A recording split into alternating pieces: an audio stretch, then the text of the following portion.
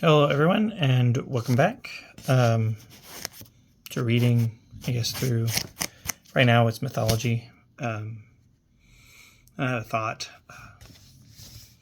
if we look at it, I believe like the Bible is a storybook just as much as these are. I know maybe the most basic way of looking at it, but it seems like no matter where you look, there's some kind of at least like deities to believe in. And what is the difference between this and the Bible? If these are, these are from storytellers. These are eye events and people that wrote it down throughout history. So it seems like there could be some translations between that come down. So are they both storybooks?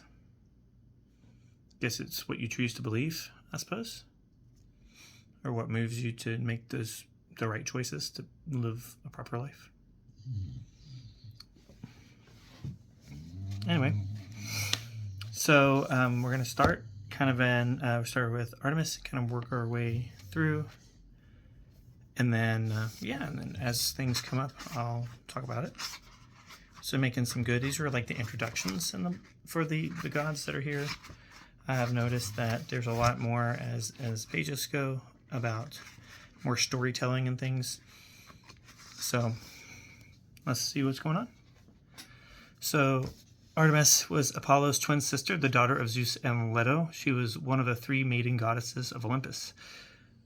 Golden Aphrodite, who stirs with love all creation, cannot bend nor ensnare three hearts.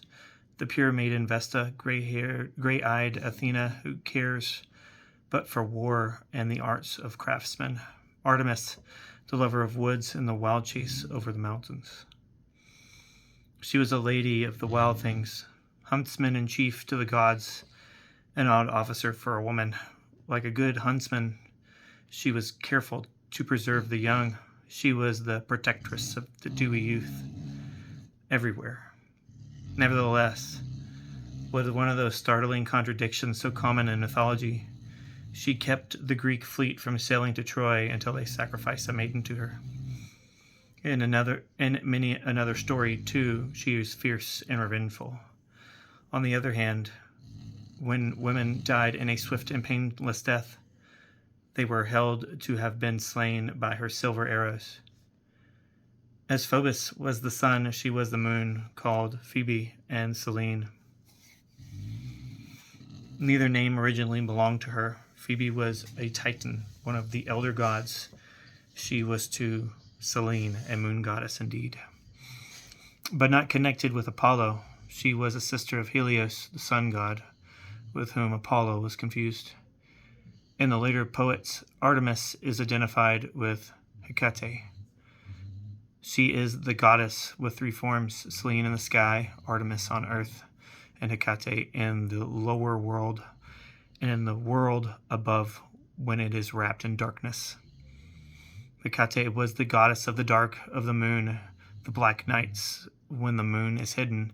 She was associated with deeds of darkness and goddess of the crossways, which were held to be ghostly places of evil magic and awful divinity. So it seems like this is more focused on like gods with knights, I guess, battling. Is that what they believed? Is that why it was such a brutal time? Because the gods battled and they were like, the gods are battling, so we can battle too? Or is it more of that we're just brutish and we are bred to destroy things? Maybe that's it. Who knows? Hecate of evil, mighty to shatter every stubborn thing. Hark, hark! Her hounds are baying through the town. Where three roads meet, there she is standing. It is a strange transformation from the lovely huntress flashing through the forest, from the moon making all beautiful with her light, from pure maiden goddess for whom whoso is chaste of spirit utterly may gather leaves and fruits and flowers, the unchaste never. In her is shown most vividly the uncertainty between good and evil, which is apparent in every one of the divinities.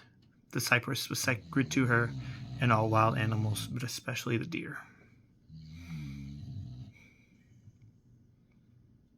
It's like they needed all these different gods. Wouldn't the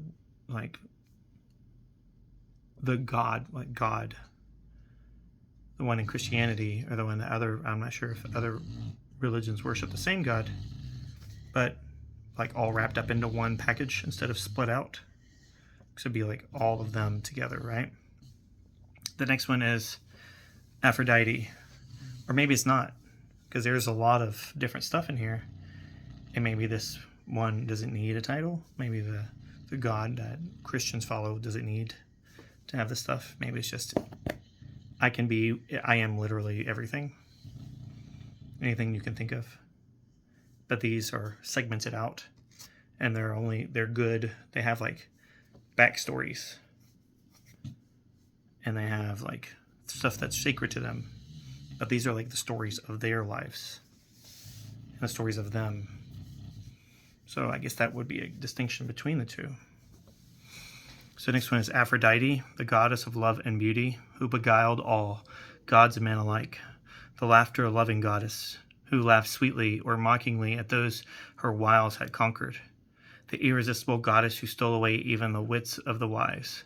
She is the daughter of Zeus and Dione in the Iliad. See, I think the Iliad, I guess it's a storybook, isn't it? Is it not?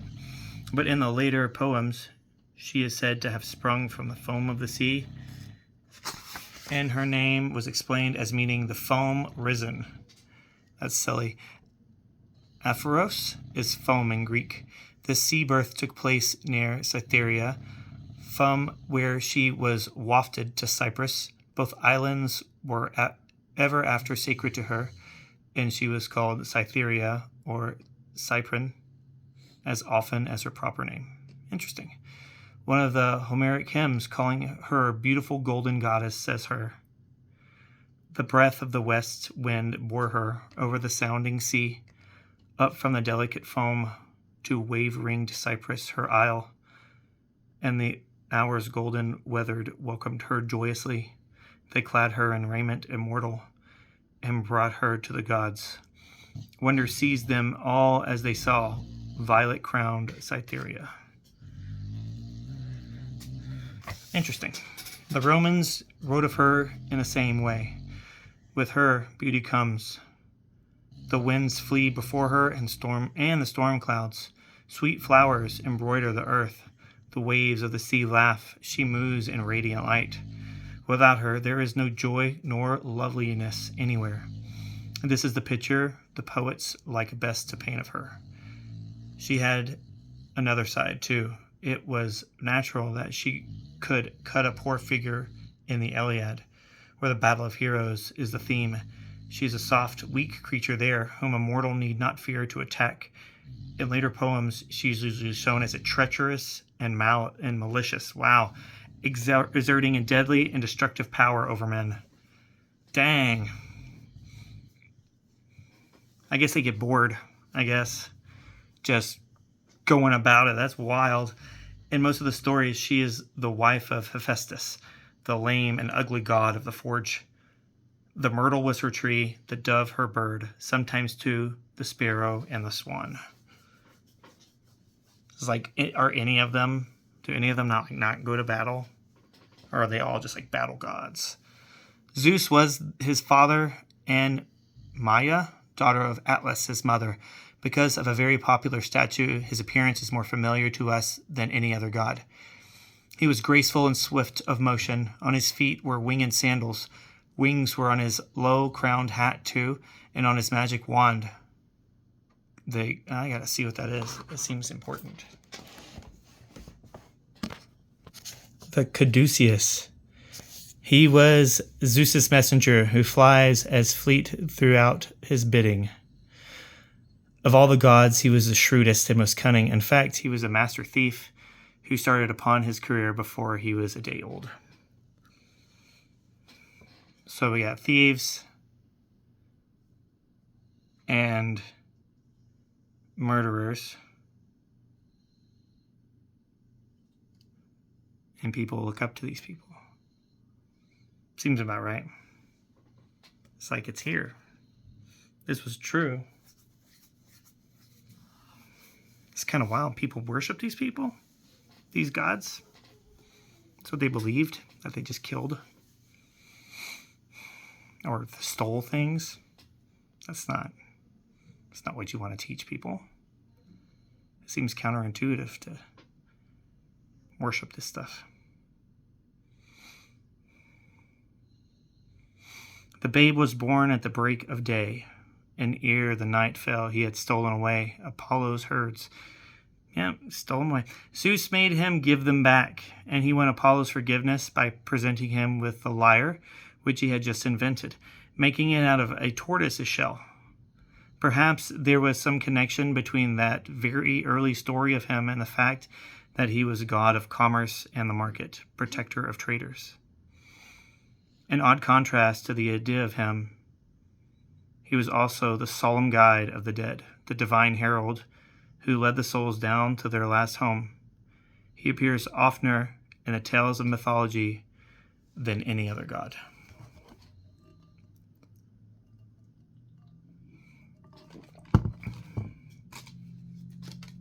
Oftener seems interesting. Oftener. All right, next is Ares, the god of war, son of Zeus and Hera, both of whom, Homer says, detested him. It's great. Indeed, he is hateful throughout the Iliad. Poem of war through it is. Occasionally, the heroes rejoice in the delight of Ares' battle.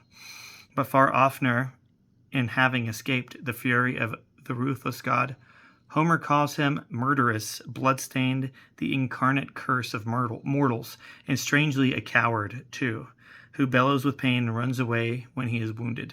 Yet he has a train full of attendants on the battlefield, which should inspire anyone with confidence. His sister is there, Eris, which means discord and strife. Her son, the goddess of war, Ino, in Latin, Bellona, walks beside him, and with her are terror and trembling and panic. As they move, the voice of groaning arises behind them, and the earth streams with blood. That's phenomenal. It's like, this is where religion doesn't make sense to me. It's like, if you're teaching religion, but you're teaching punishment, and it's punishment. It's like, in here, it's like, this is just the goddess of war and death. Like, is what we shouldn't be teaching this to people. We should be teaching people how to help each other and live better lives, not how to harm, and that this is acceptable. So wouldn't it make more sense to have things that are happy and don't result in this? It's like, not everything needs to be violent. We can have peace. Just a little bit of peace would be good. Just a little bit. That's all I'm asking for. I think everybody deserves peace. Nobody deserves chaos. So why do you want to live in chaos? Doesn't make sense. The Romans liked Mars better than the Greeks liked Ares. He never was to them the whining deity of the Iliad, but magnificent and shining armor, redoubtable, invincible. The warriors of the great Latin heroic poem, the Aeneid, and probably just brutalize that word, far from rejoicing to escape for him, rejoice when they see that they are to fall on Mars's field of renown. They rush on glorious death and find it sweet to die in battle. Ares figures little in mythology.